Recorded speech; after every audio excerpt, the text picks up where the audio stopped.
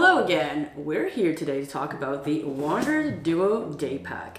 I'm gonna timestamp the video because this will probably run a bit long. My sister complains about the length of my videos, but too bad. I got a lot of things to say and I'm a very detail-oriented person, so quality, well, not in this case, not quality over quantity actually. It's quality and quantity, so yay for you if you're into this dorky stuff, which you probably are if you're watching my video about a review of a day pack. So before I got this day pack, I actually was using a Crafted Goods backpack. This one right here. A top loader with little like drawstring, and I could open it on the side with a, for the backpack and to access everything.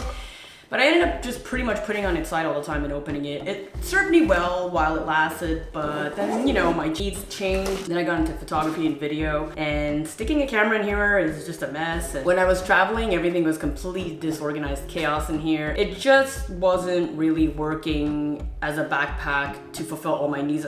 Basically, this backpack was doing everything, and it was doing neither of those things super well. I decided to invest in a camera backpack, which is why I got the Wandrd Duo, but I ended up using that as a tech pack, but I'll talk about that a bit later on.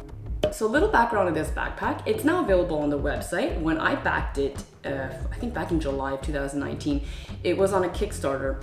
They've used this platform to launch other successful backpacks like the Wandrd Provoke. Now they're like on version 2 of the backpack, so they worked out some of the kinks. It's a really popular backpack. The only negative I have is that they were really using it as a marketing platform, which isn't necessarily bad. A lot of people had comments on the backpack and what to integrate and what not to integrate, and they pretty much already had the design done and just finalizing production. There was like a update where they ended up putting the back panel in like a little secret pocket, but I have a feeling they already had that up their sleeves a while ago. Okay, so who is this backpack for? Well, it really depends on how you use it. The way they marketed it is that it's a backpack to go from work to play to play to work to work to work to play to play. I'm not sure how they worded it, but it was something like that. And it's kind of more for the techie camera hobbyists and having minimal gear. You're not going to be able to fit every single thing you want in here, or maybe you will, but you'll have to add some camera cubes to make that work. And you know, somebody that wants options, but maybe not too much customization, all the storage is built in. For some people that might be good, for others it might be bad. I am someone that changes my organization a lot. Because of how I use my other backpack, I just kind of knew that I wanted something minimal, and I can carry 1 or 2 lenses, like a laptop. Laptop was a definite when I'm traveling, laptop camera, a lot of my cables, and then all those other kinds of things. This was, for me, was planned to be a tech pack and an EDC. But I really ended up using it mainly as a tech pack when I'm traveling, because I ended up getting another EDC with a backpack that I'll review at a later time. That was a happy coincidence. Wasn't planning on getting that backpack, but circumstances led to it. Anyway, back onto the backpack. Let's talk about quality and some quick tech specs. I have an infinite zip system, which is 4 nice zipper pulls, all the way weather resistant. The suggestion is to put 2 up here and then the 2 other ones in the bottom, so you can do the whole like reach in the top, reach in the bottom, open it full. Do you see how the side profile, that this little thing pops up a little bit compared to here? I actually like that in terms of safety and functionality, because when this backpack is on your back, these zippers, if you leave them at the top here, so it makes it pretty impossible for someone to just like open up your bag without you noticing, because it's right up against like your back or neck. Like, it's pretty awkward for someone to just get up in there. So that's a really good thing to have. I don't know if that was a design feature that they intended to have, but it is, you know, it is something that I noticed. There are 2 handles, one at the top here and one here, seatbelt webbing handles. It's a really nice, comfortable handle, especially the one on the side. There's a bit more chunkiness to it. The only negative that I have about this, however, is that this one, because it falls, it actually ends up being kind of difficult to grab at times, especially when you put it underneath the airplane seat, and if you fly economy like I do, and it's underneath the seat. It actually kind of gets hard to grab, because now it just like falls, and then it's like you're trying to like bend down in tight spaces and trying to grab this thing, and you're just fiddling around, and it's all black, so it's pretty hard to see. Overall, this is like a 20-liter backpack. I'm not sure how well it really holds 20 liters, but none of that is standardized anyways. It's an approximate, but because of all the internal padding, You probably can't fit 20 liters, but whatever, it's about that. Pretty light on its own, actually. It's 2.6 pounds, which isn't too bad considering the sturdiness of this backpack. It stands up on its own. This whole like rubberized material, some people might love it, some people might not. I'm not a major fan of the backpack design, but it fit my needs. Chase Reeves actually really likes this design, which I'm really surprised about, but to me, it was actually pretty like jetpacky looking. It's very millennial techie looking, but I do love black, so that was awesome. The materials are 840D junior ballistic nylon with 5 PM coating, as well as 1680D ballistic nylon. I haven't seen it scuff or anything yet. Right now there's a little bit of dirt. I'm actually kind of curious to see, you know what? Let me just see how this washes off. I'm not sure how the camera's picking it up right now, but there's like a little bit of dirt around here and there's some water. Oh yeah, that comes off pretty well. Yeah, so that's good. Super padded, beefy, comfortable shoulder pads, a really nice like EVA foam, I believe, EVA molded back panel, which is really comfy. And it has like a little like side pocket for passport and cash. But it's really hard to get to, especially when the backpack is packed out, and I ended up not using it. Personally anyways, when I'm in the airport traveling, the passport is pretty much in my pocket in order for me to get to it easily. I ended up using this as a passport holder when I would be in the hotels and stuff like that. Like I found packed out with my camera and laptop and my iPad, it started to feel a bit heavy when I was walking in the airport, and I wasn't even walking that much, but it started to feel heavy on my back. But I'm also not like a gigantic 6'4" dude, even though I am like fit. It's just a little bit heavy, but it's not something that I'm like backpacking Europe with. So I'll put it down anyway whenever I get tired. I get to where I want to sit and I just take it off. The luggage pass-through, I have strong feelings about it. Depending on the handle that you have, it may not go in and out too smoothly, especially when the backpack is packed out, especially when you have a laptop in the compartment which is sitting on your back of the bag. It can get stuck. In my situation, in my carry-on luggage and handle, it did get stuck to get in and out. I had to kind of like wiggle it through at an angle, and it was a pain. It's not the end of the world if you're not constantly taking your luggage on and off, but you will notice it if you have a handle like mine, because it's like holding it to hold the luggage down. You're gonna have to like angle it a little bit, get one corner out, and then pull out the other side here, and then eventually it gets off. And then it's always like an awkward weight that on your carry-on, it's not quite heavy enough hold like the 4 wheels and just like push, so you kind of have to like hold it a certain way because you don't want to pull it.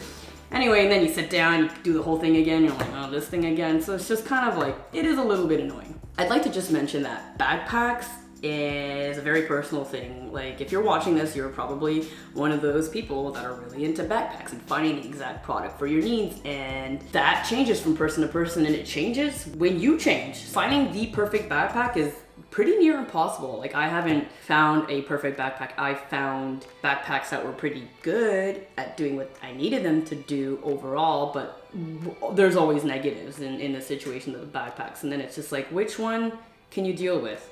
And then you just do.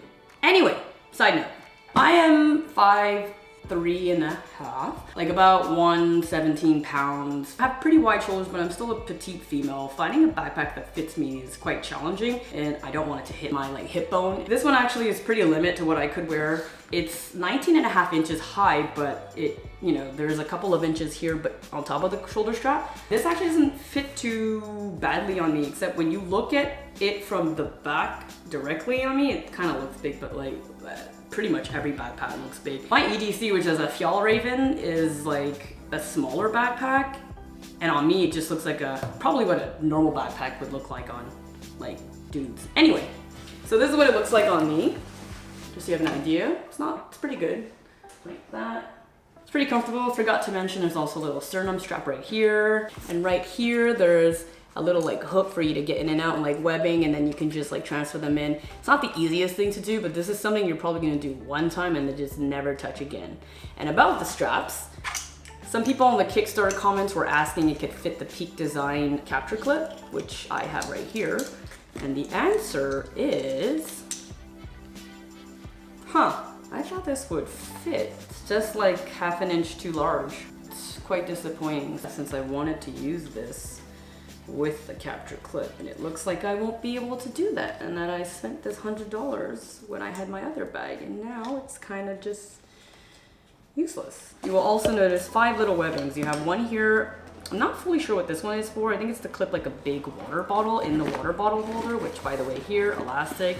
Fits really big water bottle, that's good. A little bit hard to get in and out of sometimes when your bag is fully packed out.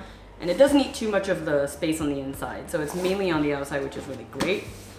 Then you have these little clips, 1, 2, 3, 4, 5, 6, 7, 8. You got 8. It does not come with the accessory straps. You have to buy them separately. They are 15 USD. That's a big bummer that they didn't include them. I'm not a fan of these. They're a pain to get on and off, but I guess the benefit of that is once they're on there, it's probably not coming off. So like to put them on, it's not that difficult because you can just like clip it like, see, I'm even struggling right now. You could just clip it like so.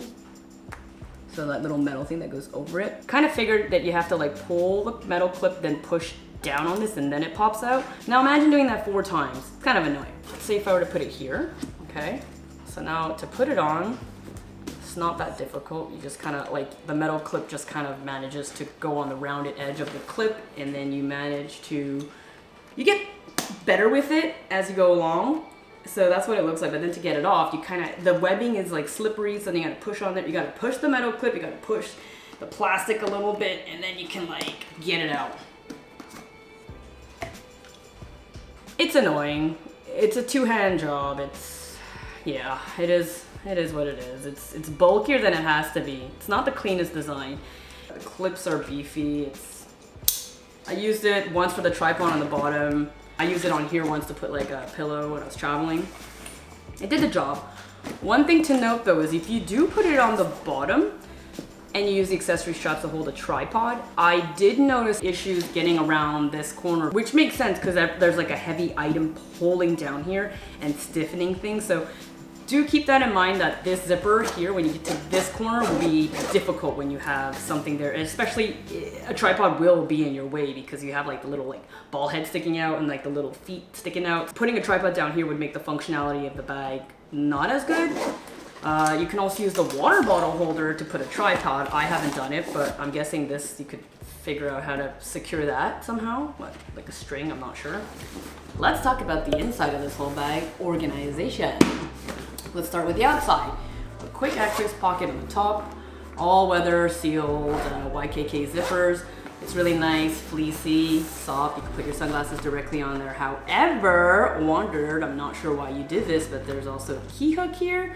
So you're expected to put, it's a plastic one, but there's a little metal on the clip. So you're expected to put your keys with your sunglasses, just like not in a protective cover. I can fit my Ray-Ban covers in here, no problem, but yeah, that defeats the purpose of having a fleece lining and everything. It just doesn't make sense. I don't know why this is here. A few people have raised the question about it with them, and they just said, oh, noted, we'll keep that in check and we'll pass it along to the design team. So that's weird, but whatever. There's a little pocket in the front. There's no separators though. You're gonna have to use little pouches or something. This is female hygiene products. You're gonna have to, like, first aid. I just kind of like put it in here. This actually ended up being pretty useful for little like random trinkets when I was traveling, like gum and pen. You always want to have a pen when you're traveling. So I just like leave that there. This could fit a magazine, but it was kind of like tight, especially when you got a lot of stuff in there. But it did fit a magazine, like a notebook. I wouldn't put anything too big. A book, a small book, a reading book. It's, well, yes, that's what a book is. It's to read. Good one, Jess. A reading book, yeah. No, I guess you could have a picture book. You can have a picture book. So, reading book is not that dumb. Good save. Let's get into the inside of the bag, shall we? The organization. I like to open up the bag when I'm packing it. Personally, I like to open it up full naked. So I ended up using this feature quite a bit. The way I use the bag is that I would open it fully to pack it. It's really cool, you can see everything, and then when I would get to my location, I would actually just like fully leave it open, unless I was at a hostel. But if I had like a big hotel room for myself, or well, which happened one time, then I just opened the bag. I had a second bed and I just left it there fully open, and that second bed just became like a giant space to like deal with my electronics. So that was awesome. you don't always have the luxury of space. Even just to get in and out of things, the way I'm using it is it's awesome because I could just go somewhere, open it, and just leave it. So here we go with the inside organization. Your pop-up cube is here, you pop it in and out. I currently have the divider in there, so I can't pop it, I can't close it. This is where you would put your camera. You could also put headphones, I guess, if it fits. You could put a MacBook charger, you could put whatever you want in here. Put shoes if you're using this for other purposes. This is your laptop back here, and there's no fleece lining here, but your iPad one has a lining, but I have an iPad cover, so I don't really need to use that. My iPad cover is not that thick. It does cause issues though. It gets really tight back here, so once you're going through airport security, it can get really hard to grab out. I actually ended up breaking my nails the 2 different times that I used this bag because of that. Also traveling, I was probably not in the best shape vitamin-wise, but anyway, just know that it can get really tight if you have a cover on any of your items. And this was with a MacBook 15-inch. Those are thin laptops, like a 2000, I think it's a 2016 model or 2017 model. It can be a bit difficult. This is where you have 2 pop-up lens holders. So depending on my travel, sometimes I'll put a lens here and then I'll put a hard drive here or my MacBook charger. It really depends on what I have with me. I've kind of used this bag in different ways. Up here is a small pocket. It's not lined, and in here I end up usually putting like my ND filter and a wide lens like adapter stick-on thing. So I'll just like throw them in there and I just wrap it with lens cloth, so keep it very minimal. And then here's like a little cable thing. It's not the best, but yeah, it works. You can only put like 2 at a time. Mesh pocket elastic. I usually use that for the mic that I have on my camera right now, the Rode Micro. I'll stick it in there. Here you have another thing, another elastic pocket. I'll put my mouse in there. Over here I have a zipper pocket. I think what I usually put in here is my batteries. Oh, I put like chargers and other things here. And then on the other side, there is a non-zipper pocket. So there's really like just enough organization to put your stuff in, but without being too limiting as well. If you don't use them, they're not in your way. If you use them, great, and you're using them. There's also a giant mesh pocket here that's elastic. It does extend beyond the pop-up cube though when you close it. If you pack it when it's like closed to just put in here, which I usually do towards the end, I put like headphones in here. It's fine, except that once you open it, then the items drop. And then when you close it, it could be an issue. Or it'll be like here. The issue with this though is that this elastic is not the tightest. If you open your bag like this and you have headphones, laptop chargers there as well, when you open it, it can like fall out. What would have been really great is if they had integrated magnets all along this strap. The zipper would have been annoying. You want this to be quick access. But when your bag is closed and you're just opening the top and you're just doing this and you're grabbing things, this is really great to just grab headphones and other big items. Yeah, magnetic strip would have been awesome. I come from a design background, so hire me. About this pop-up cube, of course, the pièce de résistance. This little thing right here, I found this to be a little bit annoying to have this constantly. In practice, it ended up being less annoying than I thought it would be because I don't really fully close it. I just do this and then the Velcro takes care of the rest. Originally, I had them completely in down. But the problem with doing that is that there's Velcro on the top and on the bottom, And so when you do that, you're actually covering the Velcro and that divider piece. You need that piece in order to connect to the top and bottom. I didn't want to do this because I'm gonna have to put this back in, but whatever. I'll do it for you people. So this thing, you have this little piece and the Velcro goes, it's touching the bottom and the top. And if you have this closed, you're not able to Velcro it.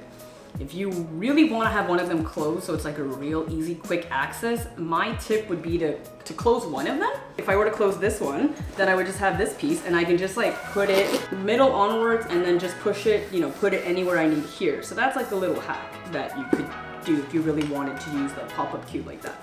If you didn't want those little like extra door protectors on, then here it is, unpopped. Bloop. Whoop, no, there we go. There it is, unpopped. Not a fan of the all black interior. A lot of other people commented that on the Kickstarter page. Really surprised they went with an all black interior. That was an issue with my crafted goods bag I did not like. Most cables are, as we know, black. It's not as bad as I thought it would be, to be honest, actually. because you can open it up fully like this, you can see your stuff quite easily. So finding what you need wasn't that hard, especially with the organization. It's not as bad as you think in practice. Another negative I've had with the bag actually is that it is all black, no reflectors. I had mentioned this on the Kickstarter, but like I said, they kind of already went into production. So any comments were just like, cool, we'll maybe integrate that in the future. I had suggested, I have this little Herschel hip pack, and they use this reflective material on their logo, and it's rubber. And so they could have easily done that right here, and I had suggested it to them, but they, you know, well, whatever. Version 2, I guess. That would have been really cool. I don't have the Peak Design Everyday Backpack zip, but they do look awfully similar. They work similarly as well. They have different names for their zip functionalities. I do personally find the Peak Design backpack much nicer looking on an aesthetic level, and functionally it does look similar. It has similar items inside, but actually they work quite differently. I've seen a lot of reviews for them. I don't have one personally, but hey, Peak Design, if you want to send me one, feel free to do so and I'll check it out. I'd love to get my hands on that actually. Peak Design is just a little bit more refined of a company in terms of how they design things, like how they worked with their strap, like they gave it a little bit more thought. It's like more of a clip-on system. So it's very easy to get in and out. Wandrd Duo is 220 USD plus 15 USD for the accessory strap, and the Peak Design Everyday Backpack zip retails for 220 USD and includes the accessory straps. From what I've seen on videos, the quick comparison I can have is the Peak Design. They use magnets a lot more in their backpack, which is really great for some of the pouches. That's something that you don't really have on this one. The Peak Design had handles on both sides, whereas this one only has it on one side. For me, this was perfectly fine having it on this side. The Peak Design zip was heavier as well. It was 3.42 pounds versus the Wandrd Duo, which is 2.6 pounds. The zip has a dedicated laptop iPad zipper, which like they have it separated, whereas the Wandrd Duo, which is on the top compartment. Some people like that, some people don't. I didn't find it necessary because I found if I just opened this up like this and just like peeked it, I could just get what I needed at security or whatever without exposing my entire contents of my bag. So it wasn't a big deal for me. Less hardware, less issue, less things to break, just less. Wasn't necessary for me for that one. Zip has customizable storage because they have all of the dividers and they have like the Velcro, much like their regular everyday backpack. They're very similar bags. So even though the Wandrd Duo and the Zip, you're like, oh, they're quite similar. Not quite, because one of the big features of this backpack is that you can open it fully. You can't do that with the Peak Design if you have those dividers, because those dividers are holding onto the back panel as well as the front panel of the Peak Design. So that is actually very different when it comes to opening up the bag entirely to the Wandrd Duo. If we're talking about just accessing the bag from the two sides and then the top, those three, you could be like, oh, they're kind of similar. Like in terms of getting storage. I'm not talking about the pop-up cube, I'm not talking about the customization, just the way you access the bag. But if you want to open it fully, you can't do that on the Peak Design if you have those dividers in, and if you don't have those dividers in, then it's just one gigantic compartment. So you probably will have the dividers in there. The Wandrd Duo is not a super hard shell. It's pretty like rigid just because you have this thing on the side and you have the pop-up cube, but it's not fully rigid. So it's a little bit more backpacky looking, if you will. I am torn because I like the sleekness of the Peak Design. It's got that hard shell, so it always looks like the same. But at the same time, if I don't have it fully packed out, I don't know if I want it to be like that. But also this doesn't really make a difference to me either way because it does have a shape, even though it's like not fully packed out here. And there you have it. My full review of the Wandrd Duo backpack. I hope that helped you. Let me know your thoughts on the backpack, if I covered everything, or if you have some questions, or if you had other comments to add on top of what I said, but I think I covered most of it. Let me know how you use your bag, if you have this, if you're considering getting it, if you have any thoughts of the Wandrd versus the Peak Design zip backpack. Let me know. All right, that's it for now. Oh my God, why am I so hot? I'm never hot. What's up with this weather, man? Woo! Woo, it's 27.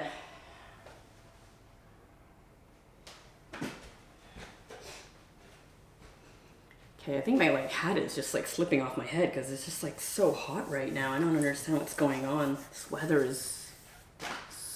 is crazy. Climate change, am I right? Okay, back to the backpack.